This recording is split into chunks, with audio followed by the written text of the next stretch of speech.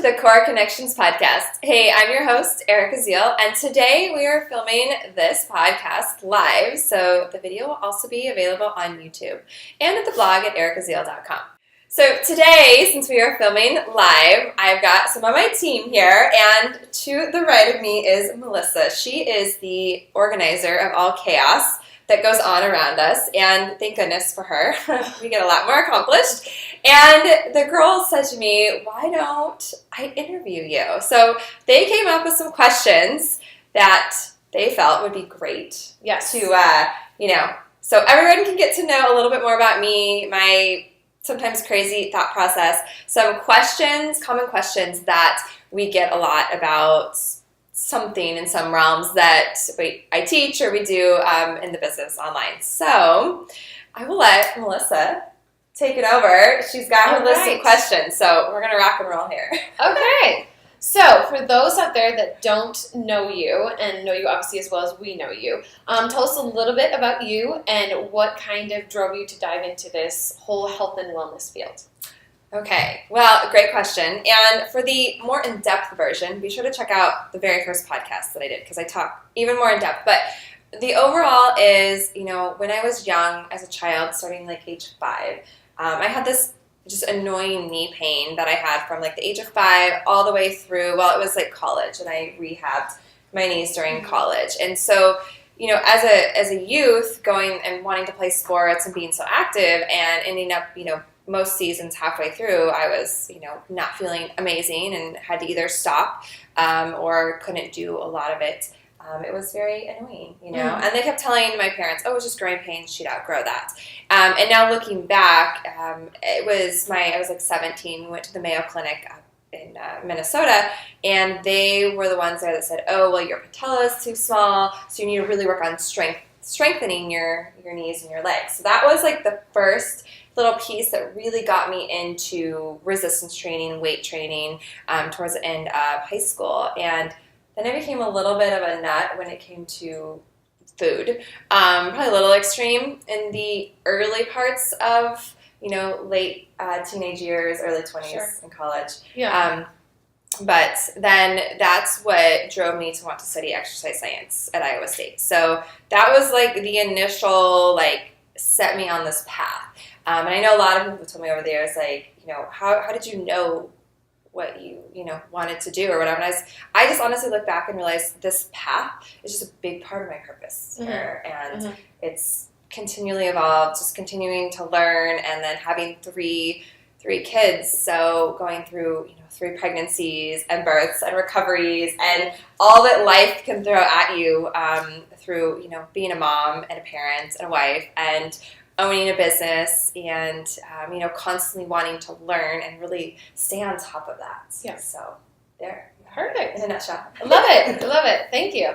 So you talk a lot on your Facebook Lives, and we see it a lot on your social media posts, this concept of fascia. Mm-hmm. What is fascia, and why is it important? Great question. And yes, I could talk about fascia all day long. She could. Yes. Fascia, what's that? So fascia is the connective tissue that runs all through your body. Initially what really got me into the fascia concept was when I was working on diastasis recti. I ended up having abdominal separation after my 3rd, and what I knew then, she's 6 now, so 6 years ago where I was, and thinking that I had a kind of an understanding, I now, look back and realize I really had a really small understanding of the fascial system. So that's really that initial piece with the diastasis recti and that whole aspect that really got me started with what's fascia, learning more about it. Because in college even, when we did our dissecting class, you still were tearing away the fascia. You learned what it was, and that was it. And so I really took it upon myself to be like, there's something to this. Yeah. And I noticed with the training of clients that the way that I was cueing things or teaching things was a little bit different. And it kind of just kept going. So the fascia was for me, I was like, oh, there's these fascial sheaths of fascia in our abdominal wall. So we need to look past just the muscles for what we can do. And especially initially with the whole pregnancy population. Yep. And this also applies to men as well, because men can get diastasis, but it goes so much deeper. And then it was like, oh, the pelvic floor conversation, then this whole idea of like the deep core. And now knowing what I know about fascia is fascia runs all through our body. It goes over our muscles, through our muscles. It goes around our organs. So in our abdominal wall, the fascia in there is actually inside our abdominal cavity. Actually, it's called visceral fascia. And so there's so many different kinds of the fascia through the body. But the cool thing about it, which I guess at the end of the day, my biggest message is, that we can manipulate the fascia. We can improve the function of the fascia in your body, and we can basically create more of it, which can drastically improve how you connect through your body, which you found, through training and doing Pilates and the fascial work. Yes. And then that we can also get rid of aches and pains, prevent them. So it really gives you this whole new look upon what the body is capable of. And for me, it really has opened up this whole new world of viewing the body and movement and what's really possible. And I feel like we're still at just the start of it. So there's so much more to be learned. Absolutely. Fantastic. We now hear, this kind of concept of sitting is the new smoking. What happens to our bodies when we are constantly sitting throughout the day? So, yes, and, Melissa and I both find, and Shelby, some days we end up sitting more than we like. I do have a standing desk. True.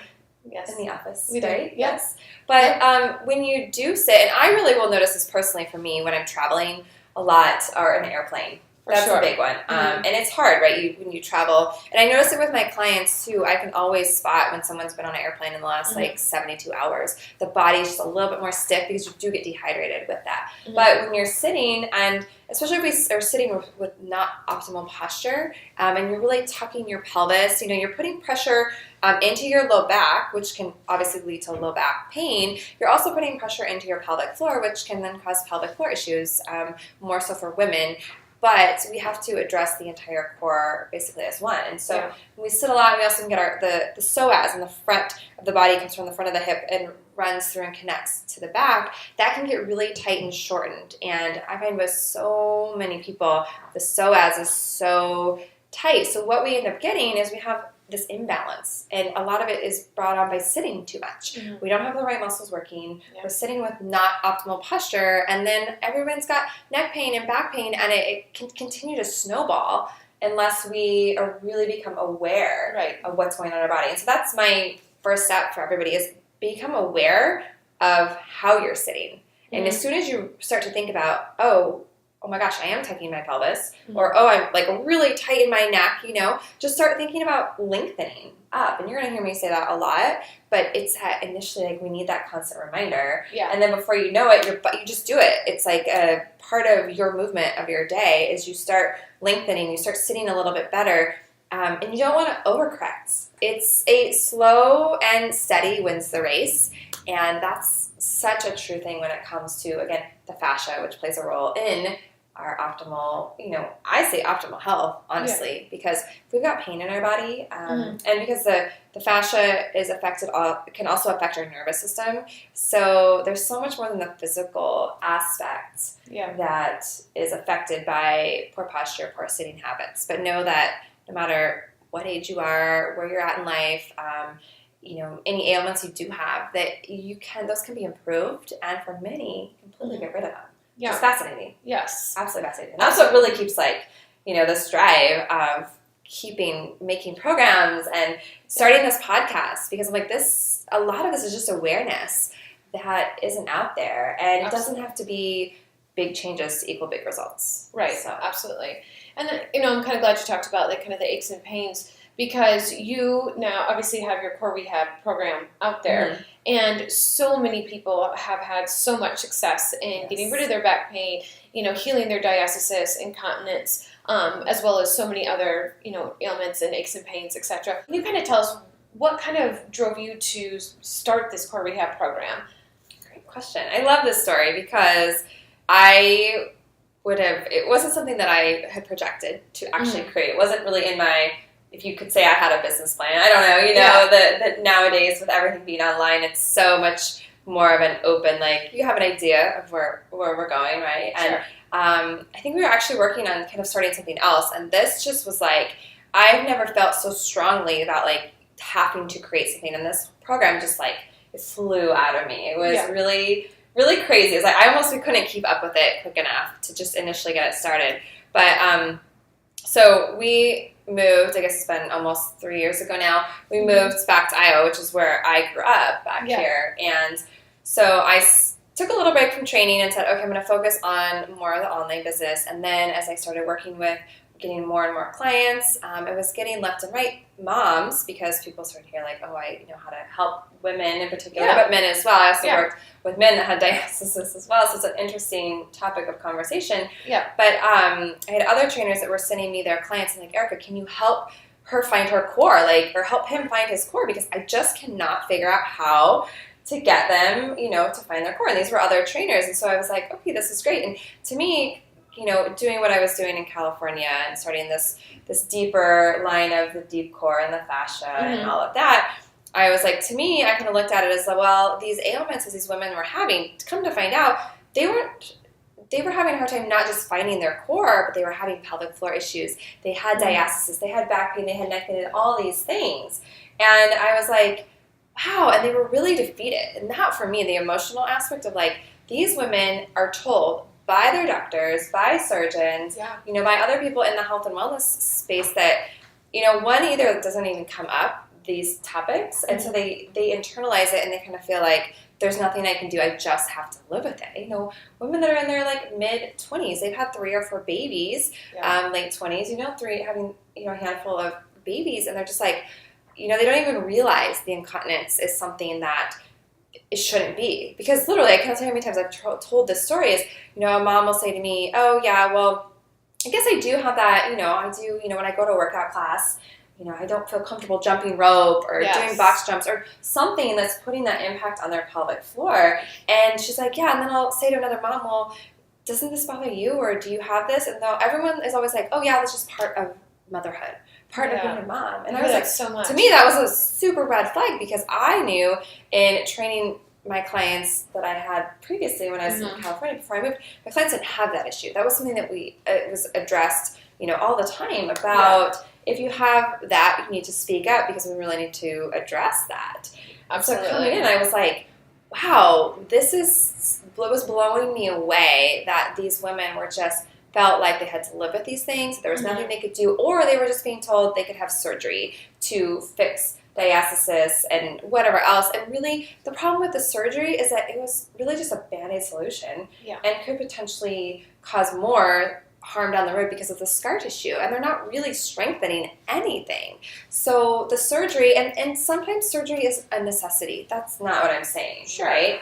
But you're not really fixing the fundamentals of how the body is moving and functioning and connecting. And a lot of it comes back to not being taught how to appropriately strengthen the core. There's so many myths out there, and I'm like constantly trying to debunk those myths about training and strengthening the core and the pelvic floor and posture and all of that, whether with any of the populations, but specifically obviously a big niche of mine over the last many years has been working with the prenatal and postpartum women, because that is something that for me, when we start talking fascia, like, it's a game changer, and the deep core strengthening, it's amazing. So anyway, when I saw that, this whole idea of these women need a program that they can be doing at home, and it needs to be something like, you can't just practice it once. Like, it needs to be an ongoing.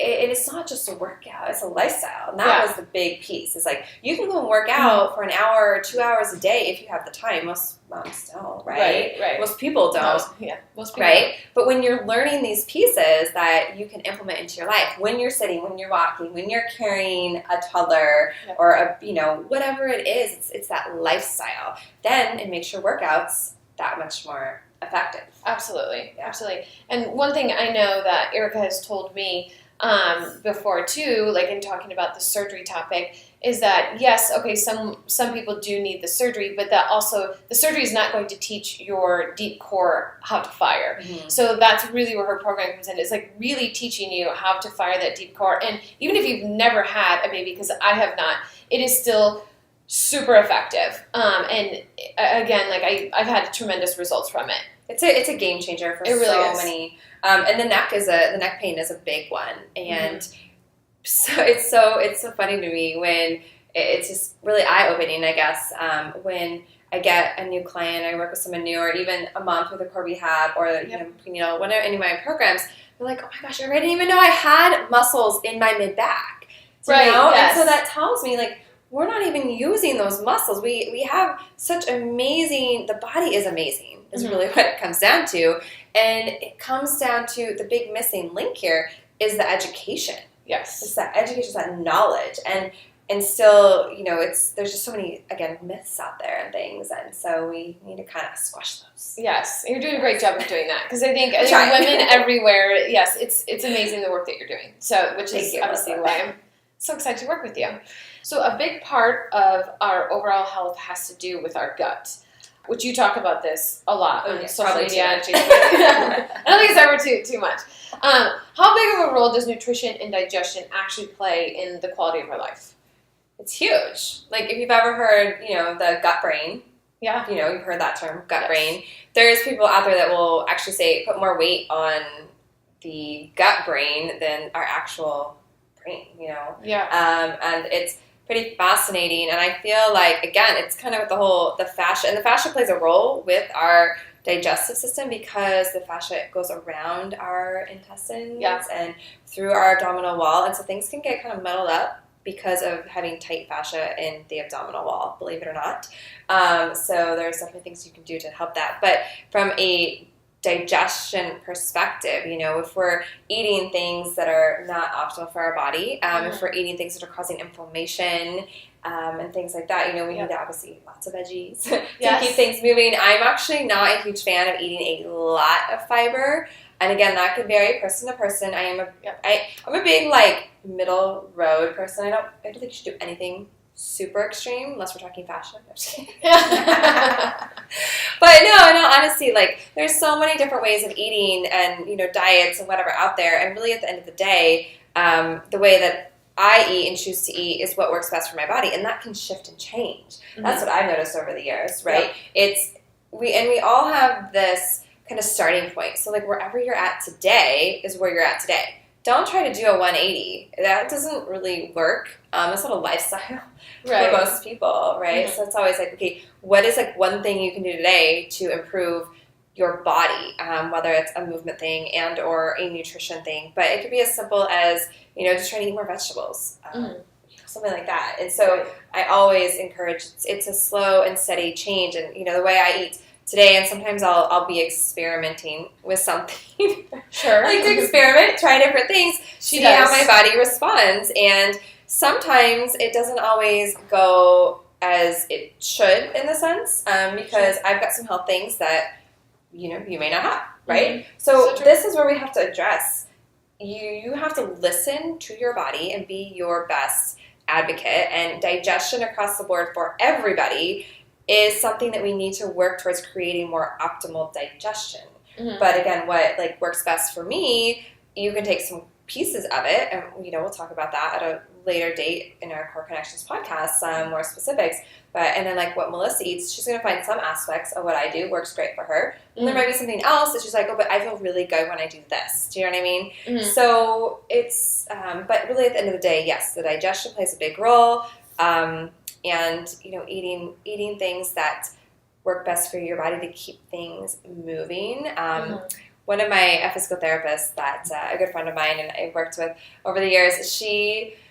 We had this. It's kind of gross when you stop to think about it, but I will tell you, it will forever stay ingrained in your mind, and you will want to keep things moving because it can take literally days or even up to a week for like when you eat the food for it to like go all the way through and out. So if you have a sluggish digestion, That's kind of gross when you have to think, oh, wow, I could have stuff sitting in my intestines that I ate a week ago or even just a couple days ago when really you should be going a lot more and keeping things moving. And that is such a piece to, again, it goes back with the core training, right? If we're always bloated and our gut isn't moving things the way it's supposed to, it's kind of working against you for optimal health, for one, but it's working against you trying to find those good deep core connections. Right, so, exactly.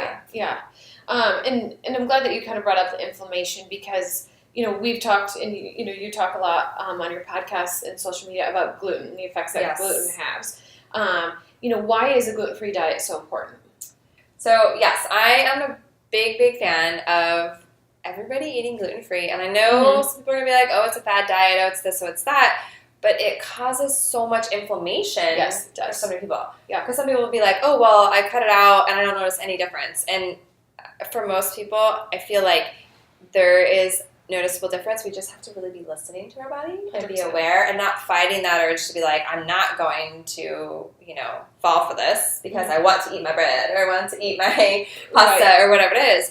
But there's so many options we can replace gluten-free things with, right? So again, we can go into way more depth on how to eat gluten-free and why to eat it. But really, the overall is the inflammatory response that so many people's body have. And grains can be contributed. So sometimes you can cut out gluten and you notice a difference. And some people have to go so far as really either minimizing or completely cutting out grains. It's pretty extreme. Yeah. But I will tell you, I eat very, very minimal grains. I'm not completely grain-free 100% of the time, but I do really work to minimize them. Yep. But gluten-free 100%. I can tell you, if I eat gluten, I'm going to feel like horrible. Yeah. And my son, and really cutting him out gluten-free, we are completely gluten-free in the house.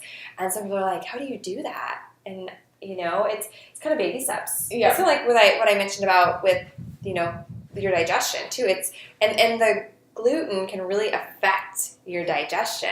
And one thing people don't realize, and this is where some people don't necessarily have quick symptoms with the gluten. Some people do. I do. I mean, if I eat it within a half hour, I will be able to tell you if I got gluten. Yeah. And my son, because he needs to be completely gluten-free as well, his skin will be the first thing that you'll notice eczema and stuff again. And eczema is a big one that people don't realize. Our skin things that happen really come from inside and come from our gut.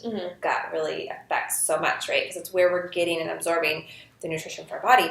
But what gluten and even some other things, if you have a sensitivity to them, is in the lining of your intestine. Basically, they can be kind of wearing away at that wall, leading to like IBS and SIBO and things like that. And so for myself, I'm like, I don't know, maybe I did a bunch of damage to my gut that I'm working to, heal. I've been completely gluten-free for 6 years. It was a little bit in between my second and third, and then when I was pregnant with my third, I didn't really completely understand the depths of why I should have continued to be 100% gluten-free. Sure. When I was pregnant, it's a lot of, again, it's the education, right? And so when you realize, and like, okay, well, for, the 28 years of my life, or 26 or whatever it was, that you was eating gluten, I'm like, I don't know what damage it did, right? Maybe it's partly to blame for some other health things or skin things or whatever that might come about. So sometimes you don't realize it, but if you cut it out completely and then you introduce it back in,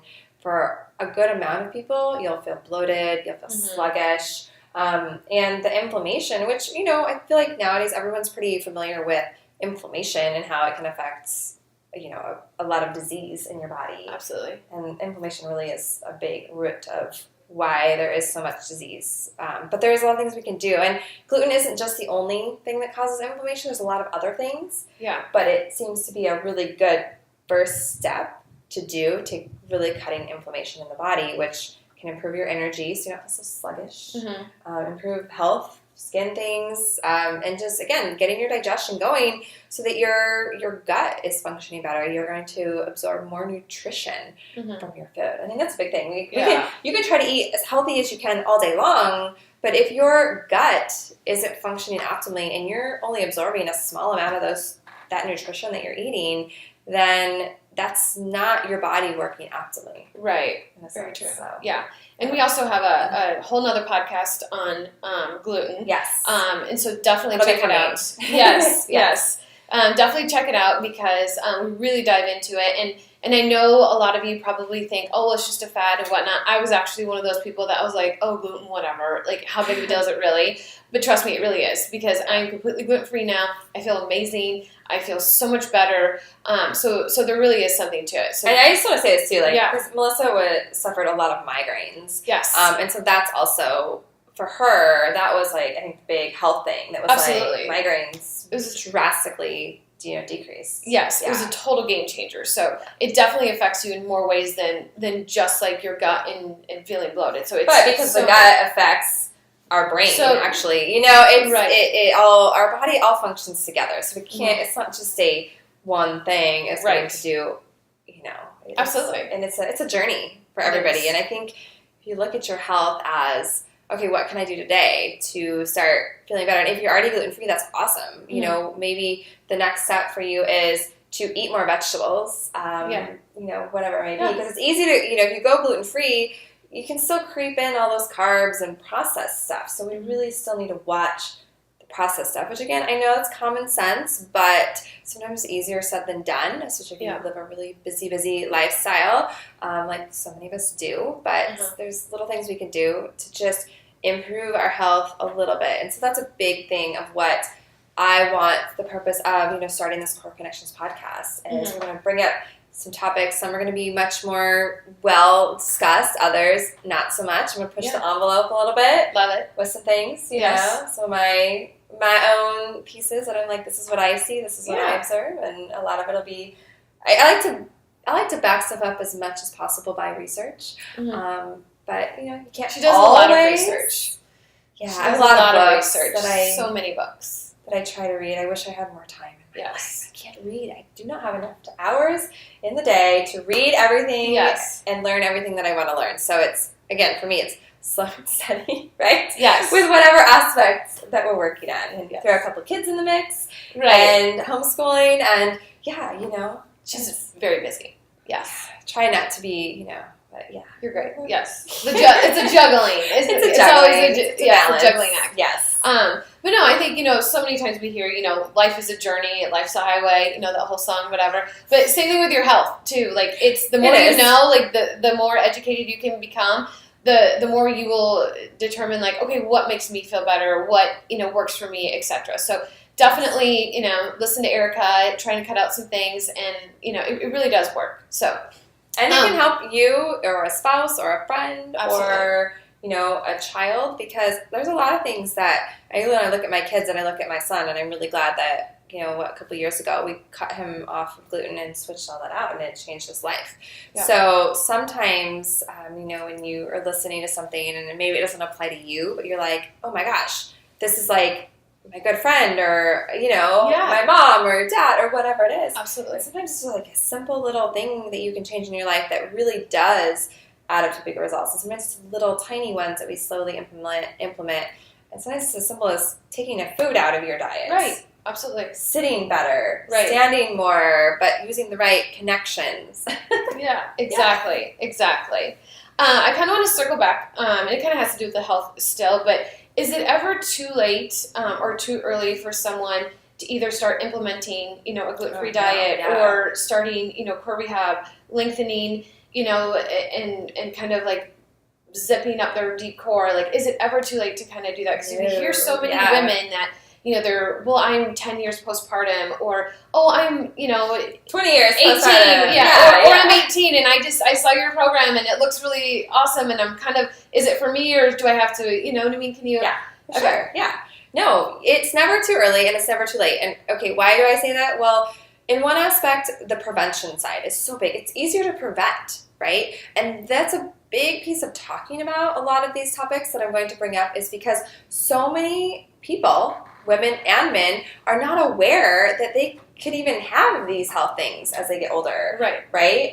Women, specifically when we address pelvic floor things, because that is not just openly talked about. It's not. Should be. But, and I'm going to make it part of my mission to help with that. But there's so many things that can happen, and if you just have a little bit of knowledge to understand, oh wow, I don't ever want that to happen, so you at least can do your best to work to prevent them. But also know that, it's never too late to implement a lot of the things that I'm going to talk about, because again, so many people end up with back pain, maybe pelvic floor issues, whatever it is, digestion issues, and it maybe gets worse as you get a little bit older, and you're like, you just kind of like, I've had it for so long, I still live with it. And for so many, that's not true. There's little things that you can learn to do along the way that are going to really completely improve the quality of your life. And that's what I'm here to, help share with. And I'm always continuing learning and, experimenting with different things and trying to, even improve my quality of life. And sometimes I feel like, I've gone through different things here or there that I'm like, okay, wow, I've been through some of this. Let's help spread this. Or if I haven't, I have a friend or a client who has, and, you kind of live a little bit through other people as well. So there's a lot of topics that I'm excited to bring up and talk about. And one of the things that I'm super excited about is we're currently working on a new program that is really going to be not, because obviously Erica has her Knocked Up Fitness membership and the Core Recap program, but it's really going to be able to help everyone. So it doesn't matter if you are a teenager. It doesn't matter if you're in your 20s, 30s, 70s, 80s, 50s, 60s, whatever. Like, this program is going to be for you. And it's really going to help teach you the fundamentals of everything that you really talk about so much to really kind of help build you into, being able to, we hear so much about, standing taller. And I actually grew when seriously, so I've been doing Pilates for, 2 years now with you? Yeah, something like that. Yeah, something like that. And I'm always like 5'2" something or whatever, but I went to the doctor and had, and they measured me. I'm actually 5'3¼ and that quarter does matter for all of you that are shorter. It does matter. But it really and is. you're not the first client to grow. I've had, and again, we say that, but what we're doing is, again, we're lengthening the fascia to become stronger and more connected and creating more of it to help hold your spine up so we're not compressing the vertebrae. Right. So, it just really improves, again, your overall quality of life when you're practicing it. And and as, I know, like, as I've gotten older, like, now doing Pilates, like, I feel like I've gotten a lot of my flexibility back. Like, I don't feel like people talk about, the importance of having, the muscle, to help protect your spine. So as women, as we get older, osteoporosis kind of tends to creep into the conversations. All of this is going to be amazing and help you, prevent those issues from happening. So definitely stay tuned. I know I'm super excited about it. I know Shelby is. Erica obviously is. So, and another piece I'm going to add on that, and this is going to be, we'll obviously talk more in depth about it down the road, but and I know some people are like, well, how could you create something that like really is for such a broad, audience? And well, we can look at it on almost like the rehab side, right? For people that do have more ailments. And you can also look at it on the prevention side for a younger population that is even athletes, because this is like a piece that's drastically missing. You can go lift weights all day and be super strong, but if we're missing that fundamental layer of the connections through our fascia and our deep core, just think of how much better that all the other working out is going to be. Like, that's the biggest thing, and that's what even core rehab moms talk about. That they're like, oh my gosh, like, I always am telling them initially, like, you need to stop running, you got to back up on the higher intensity stuff, really work on the fundamentals, and then when they work back in to their higher intensity movements, they're like, oh my gosh, I've never run and it's never felt this way. And that's after 3, 4, 5 kids. You know what I mean? So it's really, I don't know, for me, you can tell I get very excited. And I geek out on this stuff. And I'm like, talk about it all day long. We could. So other, I kind of touched on our new program that we're all like super excited about. What else is kind of upcoming for Team Ziel? Team Ziel.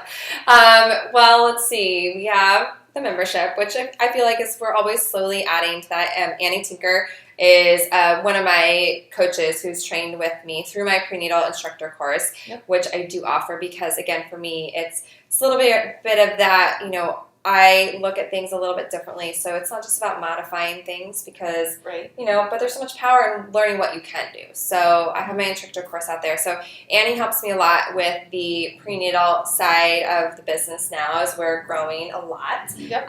Lots of business learning along the way. It's been fun and exciting. Very exciting, yes. And at some point we'll have the core exercise specialist course, something I'm working on to update and expand and do all of that. And, someday hopefully we'll have a book. Yes. Things in the works. We do. I don't know. So exciting. The podcast is a big one right now, Yes. I really just want to, these girls know I can talk a lot. So, but let's put that talking to good use. Right. Well, I mean, it is good stuff. I think, Shelby would say the same thing too, is, working with Erica, there's so much that's not talked about as women that goes on with your body. And men. And men I know too. We yes. don't have any men on the team, but it Right. is interesting because, some of the stuff I obviously work with my husband on, and I work with other men and athletes, and even your son too. Yes, with his, yes. Because my son does competitive gymnastics, so that has been a big eye opener for me as a parent. And this is something. We'll just talk about this briefly. Is when I think it was my son was born, and this is on the business side a little bit, but we can chat about it quick. Is that I joined this. I'm always one of those people that I love to teach. I love to work with people. But there's always more. I've always had this there's more. You have to teach more. You have to get it out to more people. Yeah. Which is how I've ended up here, right. doing what I'm doing. It's just that constant, just keep going, and stop trying to strive for perfection and all of that. Right. Mm-hmm. Just teach the goods that you need to teach. But my son's almost 9 now. So 9 years ago when I was okay, I really wanted to kind of find a niche and teach something. And at that time, I was actually going to start really wanted to work with youth athletes, that 15 to 20-year-old female, because that, who was injured a lot. Because I look at that population, and Shelby's a good testament to this, someone who had to have knee surgery how old were you? Freshman in high school. Okay. Yeah.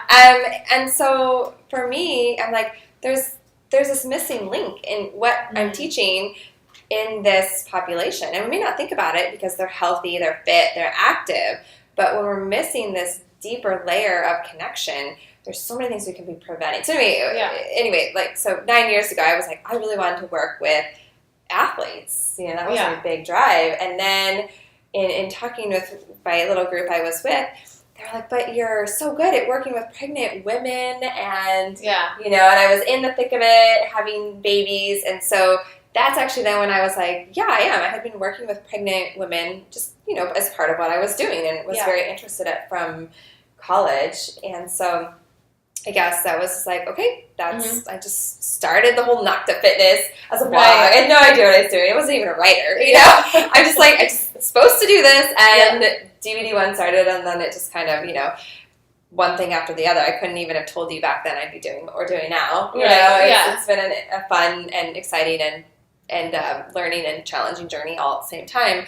But the one thing I look back and I'm so grateful for being able to work with so many pregnant women and postpartum, because I will tell you, when the body's changing like that, it really keeps you on your toes, and it taught me so much, and it made me dive in so much deeper to the core, that now I've learned so many things that we can now apply to everybody. 16-year-old who's playing basketball, softball, whatever it may be, gymnasts and things like that, and it's just all about now teaching that, teaching the different populations. But I love it. It's exciting. Yeah, it is very exciting. It's very exciting. And it's very exciting being part of Team Ziel, too. So we want to get all of you to know Erica a little bit more. We know her because we work out of her home and we know her very intimately. So we're going to play a little word association. She's very hesitant to do this. Word association game with you. Okay. So I'm going to read you a phrase or a word, and you just tell us the first thing that comes to mind. Okay? Okay. Pilates. Fascia. I feel like she could say fascia to all of these. I'll try to change it up. Okay, next word. Family. My kids. Okay. And of course, I love my husband. But, kids are they're there all the time creating chaos and noise, as these girls know. It's house is chaos. It's so great. Step on Legos. Right. Watch out for the little ones. Those things are just, Yeah, they'll get you. Yes. Okay, passion. Core. Travel. Europe. Hips.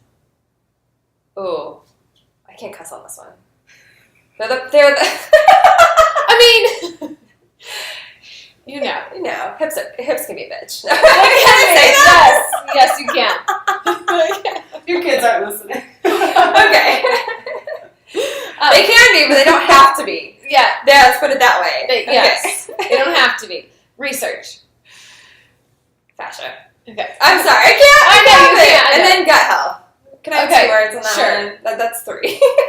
3 words, two, yes, got it. 2 topics. Yes. Bold. I can be bold at times. You can. Yeah. Yep. Nutrition. Gluten-free. Okay. Role model. Oh, I've had so many role models today, but I'll tell you who first comes to mind.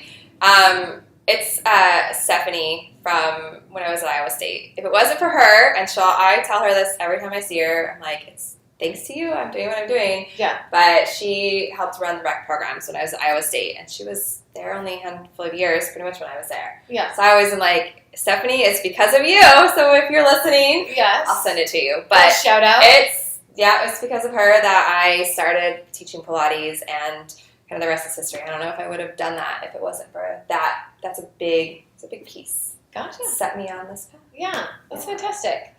Inspiration. I don't know. I can be inspired by a lot. Mm-hmm. I say quotes. Yeah, Like absolutely. just quotes. I love quotes. Yeah. You'll see that on my Instagram yes. page, and we're trying to do them with every podcast, a quote that kind of goes along with the topic, because quotes are inspiring. They are. I feel like they resonate with a lot of people too. Like you're like, oh, okay, that's I like that one. Yeah. We have a lot of great ones. Confidence. Something that I have definitely worked on with myself over the years. Okay. And lastly, wine. Oh, definitely a good treat. Got to keep that in the have once in a while. Absolutely. Not every night, but from time to time. Yes. Have a good glass of wine. Absolutely. All right. Well, that's it. That's all I have. Well, thanks, Melissa. I hope everybody had fun learning a little bit more, I guess, about me and sometimes my crazy passion for some of these topics.